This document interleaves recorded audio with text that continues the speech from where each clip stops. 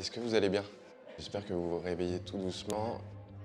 Ça nous semblait indispensable de venir ici, chez My Little Paris, le cœur de la badass économie. Est-ce qu'il faut forcément être une femme pour être ministre des droits des femmes? Ce sera un grand jour quand on verra un homme ministre des droits des femmes. La question de l'égalité femmes-hommes ou des droits des femmes, c'est un peu comme un vélo. Quand on s'arrête de pédaler, on ne fait pas du surplace, on tombe.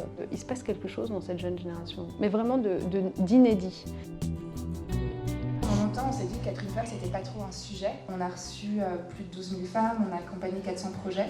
Mona, c'est vraiment né d'une sorte d'élan très enthousiaste, de se dire on va partager un petit bout de ce que nous on a reçu, on va partager un petit bout de notre parcours, un petit bout de ce qu'on a appris et aussi un petit bout de notre réseau. L'économie numérique est en train de façonner le monde de demain, qu'il y a des dérives hallucinantes qui sont aussi essentiellement faites au fait qu'il y a peu de femmes. Les agressions sexistes et sexuelles faisaient partie de ma vie. Et un jour, une goutte d'eau a fait déborder le vase dans le métro, personne n'a réagi. Donc on lutte aujourd'hui activement contre le harcèlement des femmes et les agressions sexistes et sexuelles en tout genre également dans les entreprises. C'est un sujet qui est complexe parce que c'est un sujet qui est très récent. Les Femtech, ça existe en gros en tant que mouvement, groupe d'innovation depuis une dizaine d'années. Un point.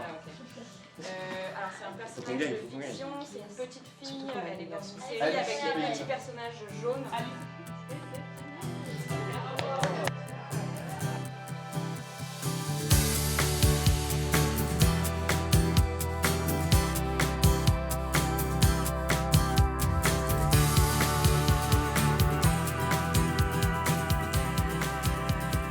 Les femmes, s'il y a un point du job qu'elles considèrent qu'elles savent. Je vais vous présenter Giulietta, son nom de scène c'est Piu Piu, PIU. J'ai monté une agence qui s'appelle Good Sisters, agent image pour des actrices, des réalisatrices et des personnes dans le web, des chanteuses, etc. J'organise des sessions de talk, des programmes à la radio aussi. Je fais plein de choses, mais avec toujours à l'idée de rencontrer des gens. Ça m'intéresse de remettre en cause notre relation entre nous, en fait. D'aider les femmes à se raconter, parce que comme ce que tu disais tout à l'heure, les femmes, dès qu'elles ont un challenge face à un emploi, elles reculent tout de suite. Tant qu'elles ne se sentent pas superwoman, elles n'y vont pas. La sororité n'est pas forcément acquise d'office. Il y a souvent un climat très compétitif. Et je pense qu'on a beaucoup de travail à faire sur nous et à déconstruire notre rapport aux autres, notre rapport à nous-mêmes, pour créer une société un peu plus positive et dans le partage, quoi. Voilà ce que je fais. Wow, bravo. Ça calme.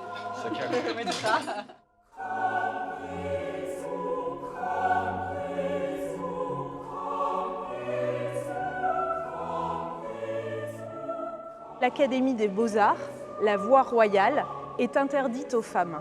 Donc on est vraiment un art fait par des hommes, pour des hommes. Je vais vous faire marcher un peu vite, parce que vous allez voir, on va pas mal se déplacer dans le musée. On nous demande avec une indulgente ironie, combien y a-t-il eu de grandes artistes femmes? Et messieurs, il y en a eu, et c'est étonnant vu les difficultés énormes qu'elles rencontrent. C'est 1881. Et c'est une œuvre qui est assez intéressante parce qu'on voit ce système de sociabilité masculin, ces réseaux masculins, donc avec ces petits garçons tout petits qui discutent entre eux. Et puis vous voyez cette petite fille là-bas, la lingère, qui s'en va. Donc c'est cette lingère qui se trouve déjà un peu en dehors des réseaux de sociabilité.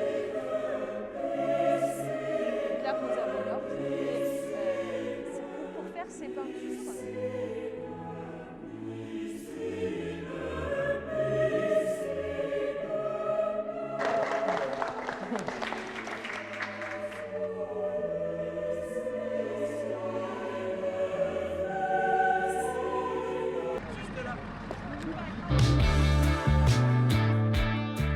Je suis initialement une journaliste, j'ai fait différents métiers dans le journalisme et je travaillais à M6 dans les années, jusqu'aux années 2000 et en fait j'ai décidé de partir, ce qui dans la télé est toujours un truc bizarre.